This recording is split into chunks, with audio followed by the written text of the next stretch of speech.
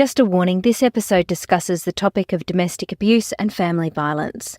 Please take care while listening and reach out to support services if needed. We've put contact details for support services at the end of this episode and in our show notes. Certainly, governments in the past haven't needed reasons to not fund frontline services. It's just a political choice that gets made year after year. But I would hazard a guess that some of that federal-state relationship is the problem, and everyone needs to grow up, basically, and start being adults that can work together, because people are dying, lives are being ruined, 2 in 5 children are growing up in domestic violence households.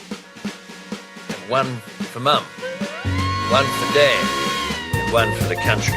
And there has never been a more exciting time to be an Australian. Budgets are about choices, Fran, and you show what you value through the choices you make. This is coal. Don't be afraid. Don't be scared. The Treasurer knows. I want an economy that works for people, not the other way around. We'll just end up being a third-rate economy, a banana republic. Just follow the money. G'day, and welcome to Follow the Money, the Australia Institute's podcast that explains economics, politics and policy in plain English. I'm your host, Ebony Bennett, Deputy Director at the Australia Institute, and thrown into the spotlight again in recent months after several high-profile incidents is men's violence against women, which is a national crisis.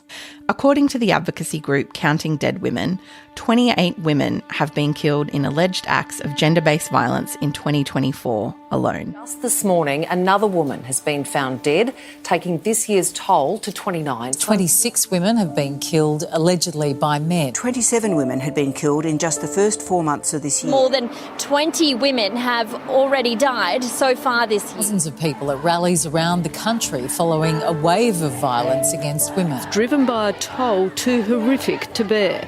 One woman killed every 4 days. The scale of the violence we're seeing this year is horrendous. It's unacceptable. One every 4 days. Yes, at the one woman has been murdered every 4 days in Australia. Or sharing their story saying, here's my story because I might not be here tomorrow. So domestic violence is a national emergency across mainstream Australia. Protesters say the rise in violence is a national emergency and are demanding action now. The current approach to ending men's violence against women is not working fast enough. More needs to be done to change men's behaviours and the systems that enable and protect them. Joining me today to talk about this incredibly important topic is Jess Hill, an investigative journalist and educator on coercive control. She's the author of the book See What You Made Me Do: Power, Control and Domestic Abuse, and Jess has also collaborated with Professor Michael Salter from the University of New South Wales on a white paper on preventing violence against women titled Rethinking Primary Prevention. We're so glad she can join us today. G'day, Jess. Thanks for joining us. Hi, Ebony. So if we could start our discussion today with you just giving us a frank assessment of the situation where we find ourselves in at the current moment with men's violence against women in Australia. It has been in the news a lot, but what should people know about the situation we find ourselves in? Well, gosh, where do you start? I think that people should know that, first of all, there is a great deal of work that is being done, has been done at the government level. This is not the problem of domestic violence that we had in the early 70s, before we had government funding of refuges, before we had, any police intervention. This is not those days. And sometimes I see it reflected like that. People will say, why won't the government do anything? And it's like, it's not that the government is not doing something. It's just that, are they doing the things that will have the most impact? Are they giving enough funding? Why are they choosing not to fund frontline services adequately? These are all, really important questions. But there's a lot that's going on. And it was funny, like when this period started of intense interest and attention on gendered violence, like a month ago or so, I found myself kind of making the case for the government, because so often I wouldn't hear them doing it, as to what they had actually done since they'd been elected, which, to be honest, is quite a bit. And I would highlight what's been, I guess, most impactful for me personally, but also for parts of the sector that thought they'd have to campaign for this over many years was the Attorney General changing the Family Law Act to revoke the presumption of equal shared parental responsibility, which was introduced by the Howard government in 2006. I'm going to be a bit blunt and say at the behest of men's rights groups and Pauline Hanson, if I recall correctly.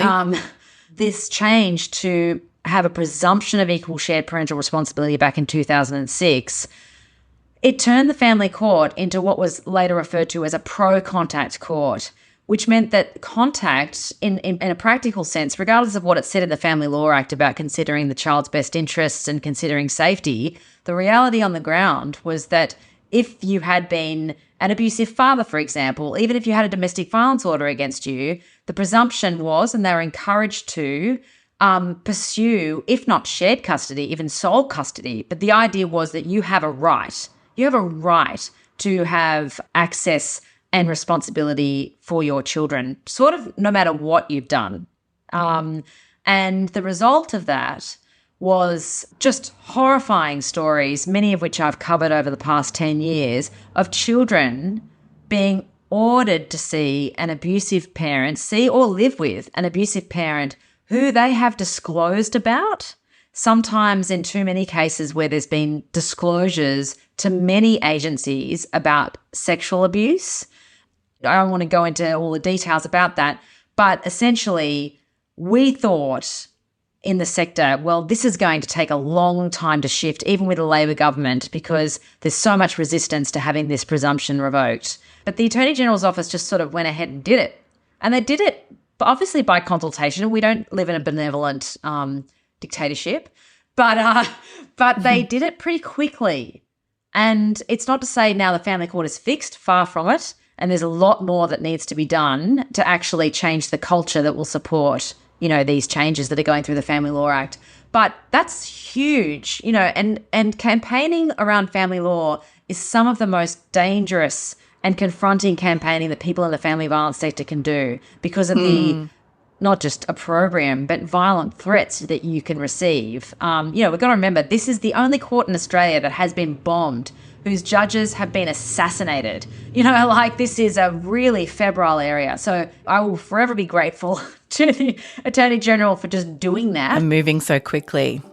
News of a massive domestic violence crackdown in New South Wales where hundreds of the state's most dangerous offenders have been jailed. 554 people have been arrested and charged, more than 200 labelled as serious domestic violence offenders. A lot of arrests. They've just completed a 4-day blitz, making more than 500 arrests. How did the man accused of murdering Molly Ticehurst get bail? New South Wales government proposed laws to reverse the presumption of bail for serious domestic violence offenders. Last year, police had 150,000 phone calls of domestic violence-related incidents. New South Wales government proposed laws to reverse the presumption of bail for serious domestic violence offenders.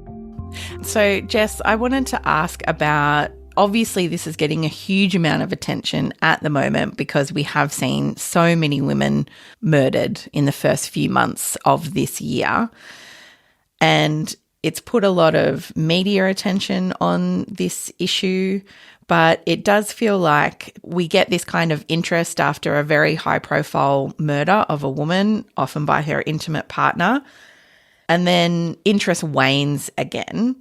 Is there anything different about the interest that you're seeing this time from the media or the reactions in the public? Yes, there is. And yes, the interest will wane again because the interest always wanes. You can never have, an acute period like this go on forever. And it probably isn't correct to have that happen in terms of the trauma effect on the population hearing about this day in, day out. In previous times when we've had these heightened periods, you see these reforms, or we have seen these reforms come out. So, for example, I think back to the murder of Hannah Clark and her 3 children, really like one of the most horrific family homicides we've seen this century, and then Rowan Baxter killing himself. Now, what came out of that was a nationwide conversation on coercive control, which was a term that had been frankly, pretty much unknown. I'd released my book about 6 months earlier, and when I'd used the term coercive control, I mean, I got blank stares. People thought I was saying something completely esoteric, not in the sector, but in the public. So because Rowan Baxter was what we probably term like a fixated threat offender, middle class, no use of physical violence, but high use of non-physical forms of coercive control. He was like the, I guess, kind of the prototypical coercive controller, and also proved to people that the worst possible outcome could come after what people had previously seen as low risk behaviour for like surveillance and stalking, which to anyone in the domestic violence sector was completely the opposite, was high risk. So that came out of that period.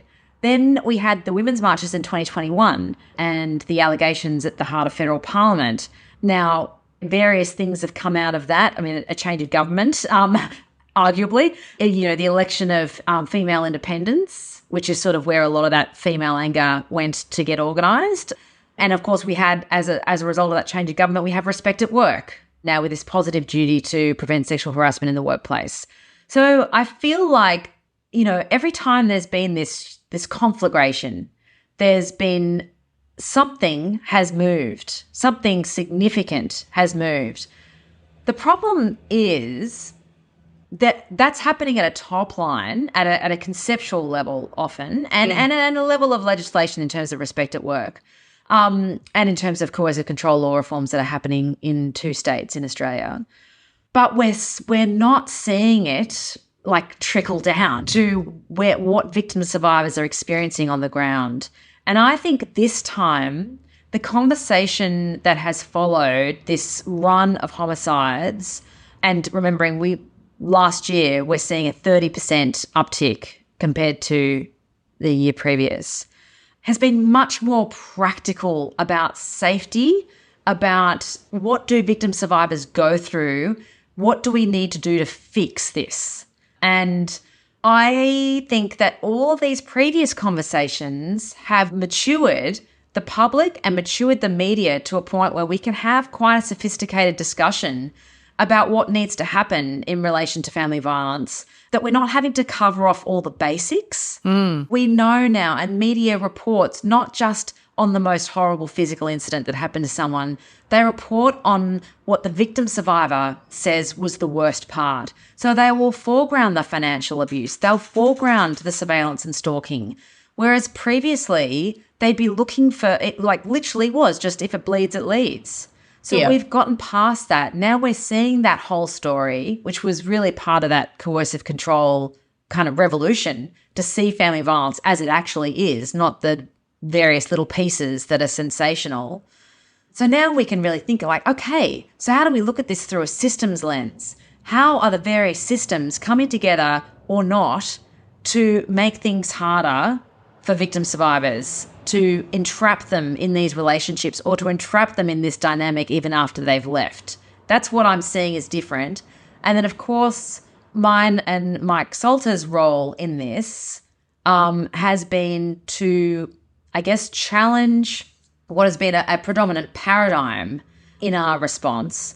I mean, that really came as a result of conversations with frontline sector, with victim survivors, really over the past 10 years, and is not much different to what I wrote in my book 5 years ago, which is to say that we put quite a lot of emphasis and focus onto changing social norms and attitudes as a way to reduce gendered violence, and we frame gendered violence as being caused by gender inequality and ipso facto solved by increases in equality. But I guess having that as our primary prevention focus, where so much energy goes, and you would hear it in the last 6 months, there'd be a homicide. There was already heightening attention. There'd be a homicide. There'd be questions asked to prevention agencies, to politicians, what do we need to do? This is a terrible situation. And the answers would invariably be, we need to have better conversations with our boys. We need to be changing the social norms and attitudes that support this behaviour. Which obviously we do need, but it doesn't do a lot, as you said, for the women and families who are experiencing this violence now. It's not really practical enough. And that was essentially what I wanted to ask you about next, is this paper that you and Michael Salter release, Rethinking Primary Prevention, where you do talk about the fact that there is more that we can be doing and that we have a responsibility to do it. We can't just be relying on these kind of whole of population attitude or culture shift. What can we be doing for women who are facing violence right now at the hands of their intimate partner? Can you tell us about some of those key things that you talk about in that paper that are those practical interventions we could be doing that we're not currently doing? Yeah, and look, it's not so much that we're not currently doing this. It's more that we don't put enough focus on it as a form of prevention. I guess what we were looking at too is we've got the National Community Attitude Survey, and it found really in the 4 years since the previous, so in 2021, it found that since 2017, national attitudes on domestic violence had stalled. There had been no improvement. And during that period, we had a lot of talk about domestic violence in Australia, and there was probably more heightened media attention than there had ever been. So why is this happening? And this is what we were starting to say, like, okay, so we've got these government awareness campaigns about disrespect, about stopping it at the start, really talking about young boys and men need to change their beliefs and attitudes in order to stop them growing up to become perpetrators, essentially, is what those campaigns were conveying. Stop! That doesn't matter. There's no excuse. Yeah, we need to chat with him. Hey, come here, please. We all have the power to end violence. If you see disrespect, unmute yourself.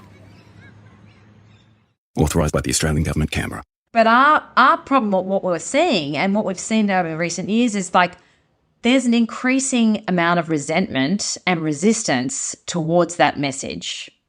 I mean, it doesn't make the message holus bolus wrong, but I think the conveying of the message is not getting through to the boys and men who are most likely to perpetrate violence. So, in other words, a lot of these messages were speaking quite strongly to women, and they were speaking quite strongly to the converted.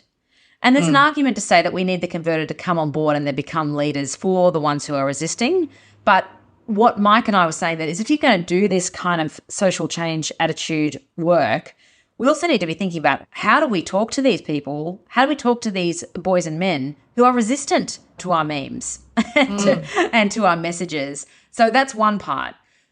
And the other part is to say that in putting so much of our prevention focus to say we need to stop it before it even starts, we're not looking at preventing violence from happening at all. What I mean by that is someone who's been violent, how do we prevent them from being violent again?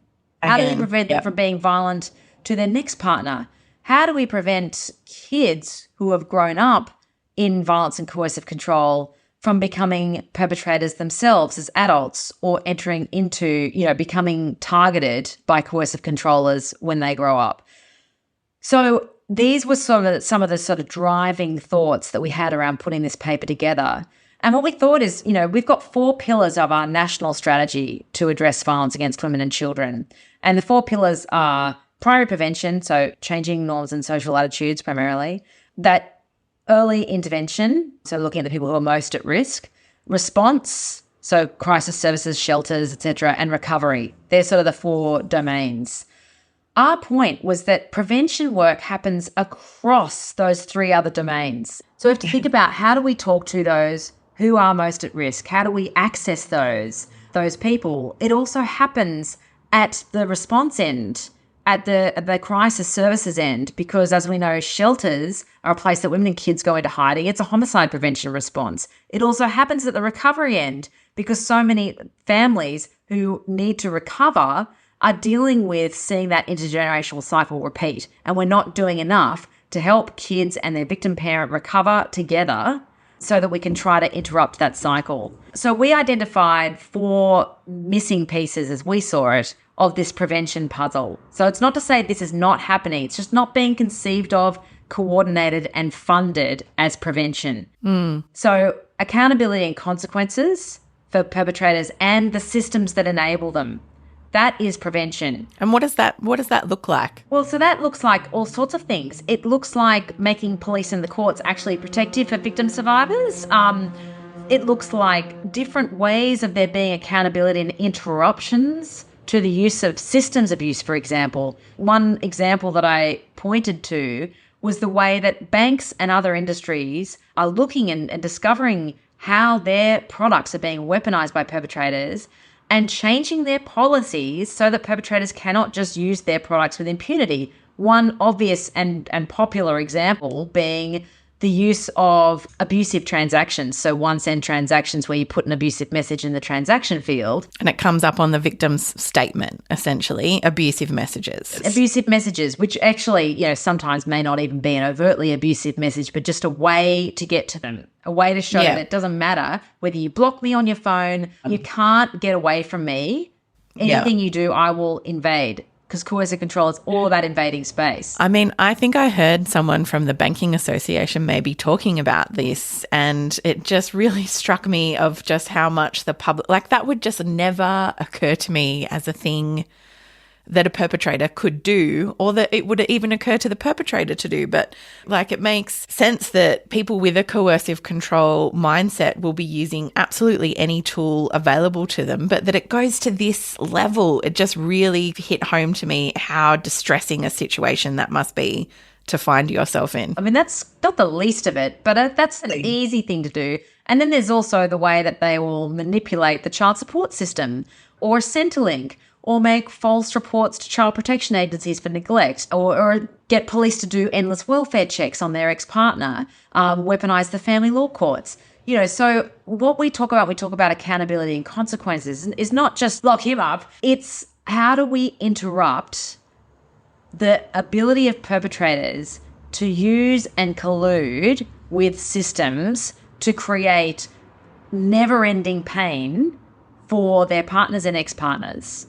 So that's part of it. And really seeing that when banks step in and redesign their policies, redesign their frameworks, they are doing prevention work. Mm-hmm. And then recovery, as I mentioned, is prevention. So we know that child abuse and neglect, including when you grow up with coercive control, are real accelerants to adult victimization and perpetration. So why aren't we focusing particularly on kids who come to services? There's a large number of children who go through refuge, for example, and for the time that they're there, they're kind of a captive audience.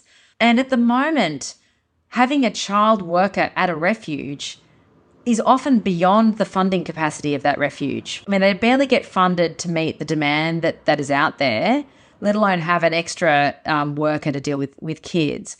So kids, in too many cases, get treated just as an accessory of the victim parent, and they're treated as a unit. So all of the children are essentially just have to be treated the same. Now, what we see and the police have seen is that one of the highest growing areas of abuse is actually child-to-parent domestic violence.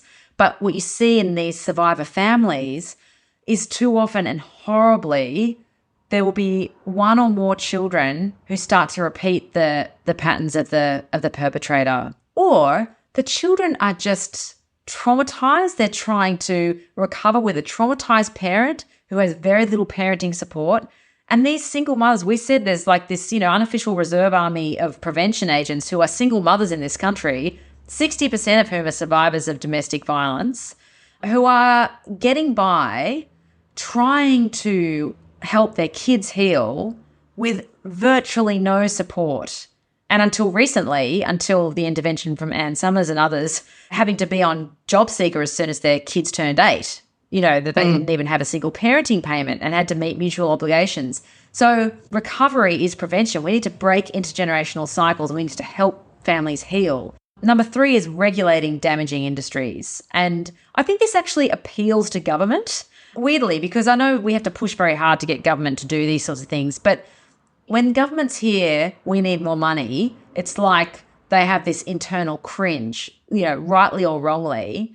So there are, in times of, as I've been presented with, fiscally constrained times, there are other levers that we need to be looking at that don't require extra funding, that are actually just about political courage. And what kind of industries and interventions are you talking about here when you are thinking more about regulation, not just expanding the funding available for existing services or things? So I think primarily we're looking at porn, gambling and alcohol, and to an extent also social media. Broadly speaking, the Australian approach to preventing violence against women is focused on gender equality, which is really important. But within that kind of the broad parameters of gender equality, we've got a lot of forces working against us. We know that alcohol and the availability of alcohol has a relationship to the prevalence and the severity of violence against women. We know that gambling is a really pernicious stress on households. It's also a form of financial abuse. And last but certainly not least, pornography over the last 20, 25 years has become completely ubiquitous. Let's tackle those big three: porn, gambling, alcohol. What are some of the things government could do in terms of regulation that might help on this front? Well, so the government had resiled from pursuing the E-Safety Commissioner's recommendation for age verification for porn, which also needs to actually run across social media. There was a study by the UK Children's Commissioner, I think, from memory, and a third of kids were actually accessing porn through social media, not through mainstream porn sites. So it doesn't just work if you set an age verification tool on porn sites alone. So that's something that the government has to grapple with, but they had really been quite resistant. It had actually been something that was being pushed by the coalition government for this age verification. Now, as a result of these latest conversations about the role of porn in mainstreaming dangerous sexual violence, we're seeing the government now pursue this age verification trial. And for me, I think it's just simple. Like, we don't need to malign the local porn industry. I don't want this to be a slippery slope for regulations for sex workers in Australia. That needs to all be protected. But we don't let kids buy alcohol. We don't let them smoke. We don't let them gamble. And I think when we've got we still believe in classification, right? And when you've got X-rated or above content that is just being freely accessed by children as young as 11 and earlier, but on average around 11, 12, that's a problem. And sexual violence services are seeing that. They're seeing the extremity of sexual violence being used by adolescents against other children becoming more severe. We are seeing, for example, in the Australian Child Maltreatment Study, that adolescents have overtaken adults as the primary sex offenders against other children. I mean, I don't think there's any argument now about whether, there are people certainly who do argue against this, but I think certainly within the sector, it has become broadly accepted through anecdote, through studies, that porn and the use of porn is very commonly connected to the use of sexual violence and the mainstreaming of choking and other things. What about the alcohol industry? What might an intervention look like in that space? So we know, for example, that the availability of alcohol, so the density of liquor outlets, for example, in a given suburb, has a direct correlation with the number of physically violent incidents of domestic violence in that area. So we're not talking about the homicide end of things here. This is really domestic abuse. This is perhaps incidents that end up with people in the emergency department. But a good percentage of homicides also involve alcohol. And so what we're talking about is that when you have alcohol, when you add alcohol to an abusive situation, the violence becomes more extreme. It can also become more frequent. So it's an accelerant, basically. Exactly. And a lot of victim survivors have talked for a long time about the role that alcohol has played, not just in the violence, but them having to manage the alcoholism in their partner. And there's no argument to say that alcohol is present in all situations of coercive control. It's not a cause, but the exacerbation of particularly physical and sexual violence through alcohol abuse is obvious and has been in the data for a long time. So things like we've got alcohol delivery, there's basically unregulated. that you can get alcohol delivered at any time of day and night to a certain extent. So they're the opportunities for regulation. Just diminish the availability and you will see a reduction in physical violence. We know that. It doesn't fix the problem. But as I said, we're coming at this problem from multiple different access points, and different levers are going to have a downward pressure on different parts of the violence. So like the banks, that's going to have a downward pressure potentially on financial abuse. We can look at these more direct ways of attacking certain parts of this problem, as well as looking at the overarching way that we deal with this issue. Problem gambling, we really haven't talked about that much at all in terms of family violence, but that is definitely back on the agenda now, because problem gambling has been the experience of victim survivors and their partners being problem gamblers, waiting for their wage to come in and then just going directly down to the pub, feeding into the pokies. I mean, that's an old trope. Now they're like going online to sports bet or whatever, and spending all of them. I said there's a financial abuse element. There's what they have to deal with once that person has lost all the money. There's fraud, deception, all of the abuse that comes off the back of that. So these are really key areas that we need to be dealing with. And then number 4, if we're going to change norms and social attitudes, I have less, belief in the power of just messaging to do that, and more belief in structural changes. So, for example, we could go in to workplaces for the next 100 years and try to make cultural change to prevent sexual harassment, right? And maybe we'd see some results, maybe we wouldn't. Kate Jenkins decided, through Respect at Work, to say, I'm going to introduce a positive duty that says that you have an obligation, just like you have with occupational health and safety, to prevent sexual harassment and assault from happening within the context of this workplace. So now you need to get this cultural change happening, because if you don't, you'll be held accountable for it. That's a structural change that is driving a norms change. But if we try to do norms change and we don't put the structure around it, well, norms change like the wind. And I think if you talk, anyone who's got a teenage boy or girl who was paying attention to the Amber Heard and Johnny Depp case a couple of years back would probably have had some really disturbing conversations with their kids about the fact that they believed that female perpetrators are just as common as male perpetrators, women are just as bad at DV, etc. There was the effect of that case alone on beliefs and attitudes was seismic. And government campaigns offsetting that with just counter messaging is not enough.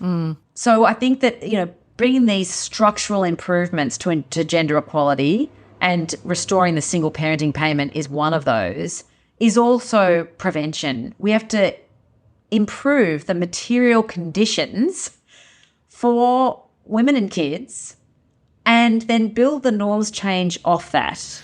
Yeah, I think for a lot of people in the public, it just has for so long felt like all we could do was try and shift attitudes and not necessarily thinking about some of these practical things. Why is violence against women not treated the same as terrorism? How dare you go into politics in an environment like this when one woman is murdered every 4 days and all you two can do is immediately talk about politics. Bridget's right. We don't want to argue that all men are bad people, and I know no one's trying to do that. But for decades, we haven't had the investment or the prioritisation that the sector should see to actually respond to keep women and their children safe. We've committed some $2.3 billion in measures since we've come to office.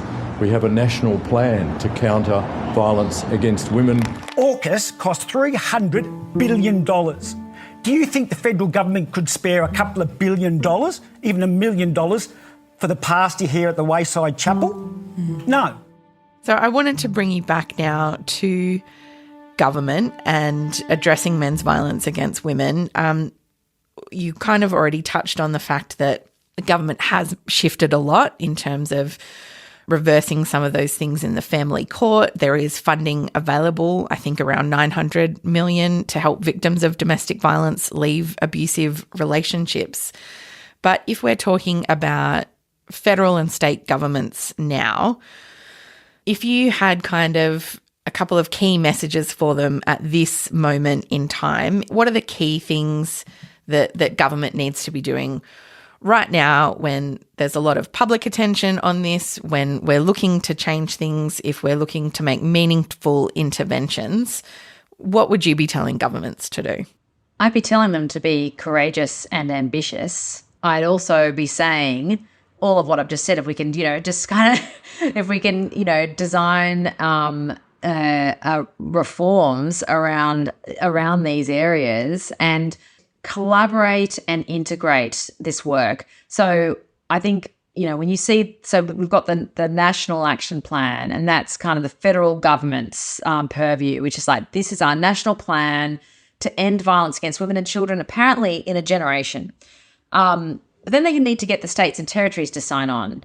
And when you look at the action plan that sits underneath the national plan, which is arguably kind of the most important part, because that's what's actually going to be done at a state and territory level. And remembering that a lot of what happens in domestic violence does occur at that state and territory level.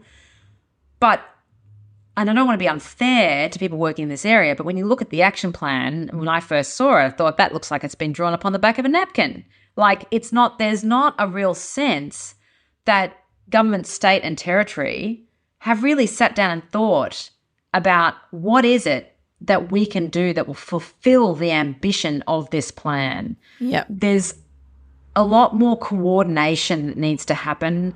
The issue with the frontline workers, the 500 frontline workers that were funded by the federal government to be employed by the states and territories, and the fact that only a couple of dozen or a few dozen have been employed is a real problem, because we're talking about a trust issue between the federal and state governments. If they just give them the state government's money and the money goes into treasury but doesn't get actually spent on what it's supposed to be, then when it comes to budget time, how willing do they feel to give a whole bunch more money for state and territories frontline services? Yeah. This is a problem, and I don't know whether that's why there wasn't more funding for frontline services. Certainly governments in the past haven't needed reasons to not fund frontline services. It's just a political choice that gets made year after year. But I would hazard a guess that some of that federal-state relationship is the problem, and everyone needs to grow up, basically, and start being adults that can work together, because people are dying, lives are being ruined. 2 in 5 children are growing up in domestic violence households. This is the most corrosive social issue of our time. And if governments can get their act together, we might actually have a chance at not only reducing, let's even say, let's end violence against women and kids in a single generation, but all of the other concurrent factors that feed off and from family violence, like homelessness, like massive health problems that are totally conjoined with this issue. This is just the opportunity is massive, but we just need people to put aside their egos, try to break down their silos and work together in a way that's going to actually achieve what is a pretty outrageous ambition to end violence in a generation. But a necessary one. Thank you so much, Jess, for this conversation. You've just given, I think, everyone so much to think about, and I think made the idea that we can solve this a tangible one, not an unachievable goal, but actually there's lots of things that we could be doing and can do. Thank you so much. Thank you, Ebony. For confidential information, counselling and support, you can call 1-800-RESPECT 24 hours a day, 7 days a week. It's available to support people impacted by domestic, family or sexual violence. You can contact them on 1-800-737-832 or via the website, which is 1800respect.org.au, and we'll put those details in the show notes as well. We'd love to hear your thoughts about the show today. You can reach out to us via email at podcasts@australiainstitute.org.au or find us on Twitter at the Oz Institute with an AUS. Our producer is Jennifer Macy, and our theme music is by Jonathan McFeet from Pulse and Thrum, with additional music from Blue Dot Sessions. I'm Ebony Bennett. Thanks for listening.